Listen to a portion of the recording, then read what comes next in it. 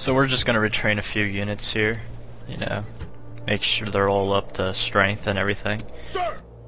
And continue on with our glorious war. Forward! Okay, that's not gonna work, so I'm just gonna send them there.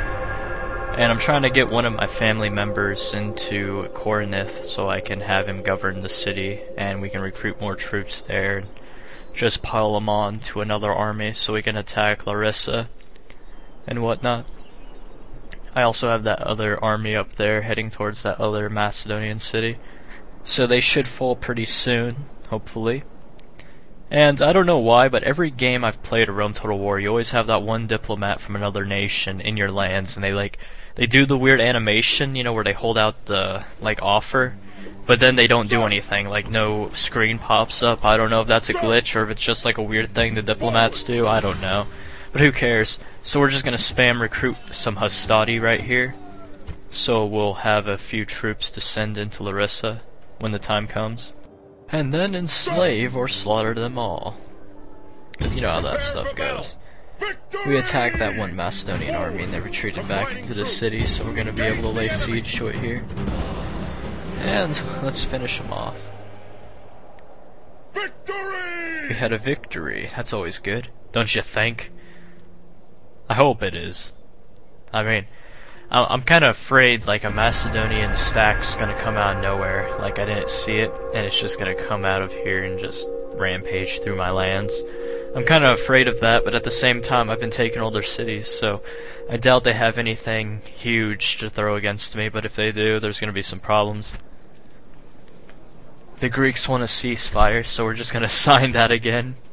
Because obviously they didn't learn the first time around, but that's fine with me because, I'm just gonna attack them once I take out the Macedonians. They still have a few islands and one, Pull back! No more what do you moves, call it? sir. They have one city in the middle of Turkey. Well, on the tip of it, but you get the idea. So we're just gonna go over there once we're done taking out the Macedonians and finish them off. And once that's done, we should be able to win the campaign pretty easily. Ah, who am I kidding? It's never that easy. Watch, something's gonna happen here any second now. Just waiting for that one little thing to happen. Look at that rebel army. They think they're all awesome near my city and everything. Yeah, we're rebels. But what they don't know is that I eat cream cheese in my crab ragoons. You didn't know that. Not at all.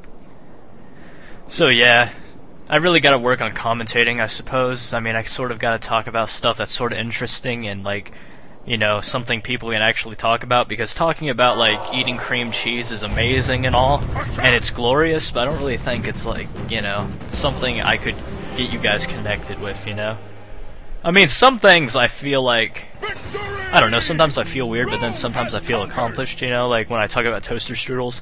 I mean, I'm sure some of you have eaten toaster strudels. I mean, not all of you, but maybe most of you. And, yeah. I'm not much of a TV person, actually. I never really watch TV except for the news. Oh yeah, have you guys seen that one news article about, what's his name? No, I forgot his name, but it was some dude, get this.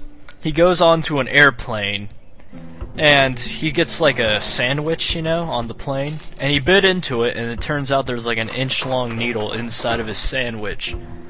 And he bit into it, and it cut the roof of his mouth. Luckily, he didn't, swallow it or anything like that, but it cut the roof of his mouth.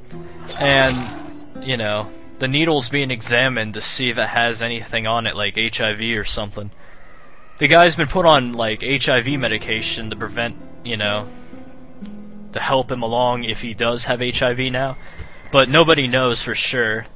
And supposedly his son also had a needle like that on a flight, and I think that part's a little suspicious, so yeah. He also didn't, his son though didn't turn into needle, so yeah, that is fishy to me. But the FBI and a bunch of other, things like that are doing investigations, and I think that's kind of crazy if you ask me. I mean, could you just imagine that? You're just sitting there, on a flight, in your seat, and you're yeah, this is a great day. And you look out the window and you see, clouds and you know, if you guys have been on a flight before, you've seen like clouds and stuff. I've only been on a plane once, but anyway, you know, you see clouds and you see the sky and you look down and there's like a nice little view of the land, you know, whatever. And you're just like, hey, can I get a sandwich? And they're like, sure. And they bring you a nice little turkey rye sandwich, and it's like, it looks delicious because it's the only thing you've ever, you know, I don't know, only thing you've ever dreamed of, maybe? I don't know, that's kind of weird. But, you know, it's like the only thing you could get on the flight, basically. And you're just staring at it, you know, the delicious looking bread. And it has crust or no crust, depending on your preferences. And it has, like, you know, very nice thin cuts of turkey in the middle. And you're like, this is delicious. And then you bite into it, and there's a needle in it. You're like, oh, man, this isn't cool. And then your mouth gets cut up. And yeah, then you find out you might have AIDS. That would really suck. Well, HIV, you get the idea. I mean, HIV leads into AIDS, but you get the point. So, I mean, just imagine that, dude. That would suck. You know, that's like the worst thing that could possibly happen to anybody. Well, one of the worst things. I mean, it's probably not the worst, but, you know, it's up there. You know, I mean, it still sucks.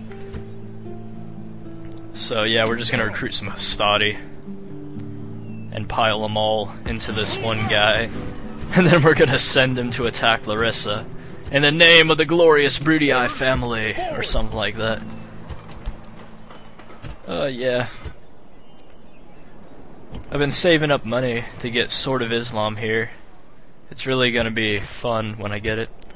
I don't know who I'm gonna play as currently, because I don't really know about the Muslim factions and families. But, I'm thinking about playing as somebody in Spain when I get it, you know? Because that seems kind of fun. I was also playing a multiplayer game with a few people from the Joseph V. Stalin forums, you know? And by the way, the forums are kind of failing. You know what, they're already failed, unfortunately, but oh well. But anyway, I was playing with a few people there. And, I was playing as Axum, you know, and I haven't played as Axum since they updated it. And I get into the game, and I'm like, okay, this is cool. So, you know, I declare war on Nubia.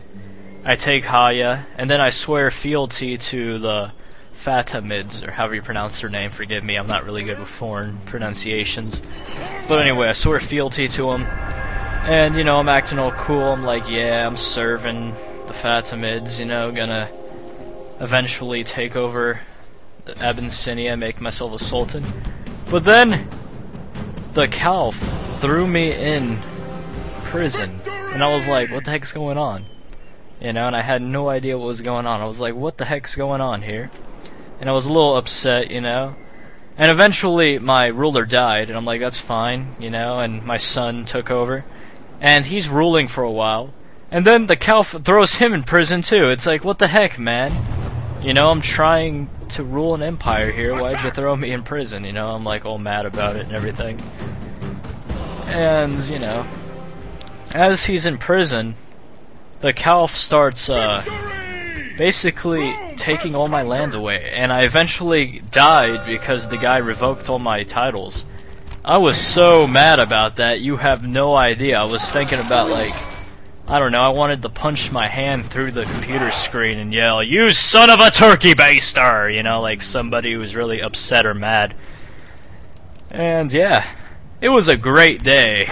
It reminds me so much of my childhood. You know? Everything just couldn't have gone the way I hoped it would, couldn't it? Anyway, death stalking the land, because, you know, plagues are everywhere. And plagues are nice things, in fact, because everybody loves plagues. I mean, who doesn't want to wake up one day and find black boils all over their body which are oozing pus, and you're like, oh, this is nice, and then you poke it and it explodes and it spreads all over your body and you get, like, you know, those things everywhere. And then you wake up one day and you're dead. You know, that's a great feeling. You know? I should really drink more Coca-Cola. I mean, like, every time I drink Coca-Cola before I do a commentary, I feel so alive. And then, like, I have things to talk about. I've been saying like a lot, haven't I? Yeah, I probably have, now that I think about it, but oh well. That's not really important right now. That's a nice-looking wall. It's very nice. I wish you guys could see this wall right now. It's, like, I don't know, it's made out of stone and brick, and it just looks really nice. Really, really nice. Or something like that.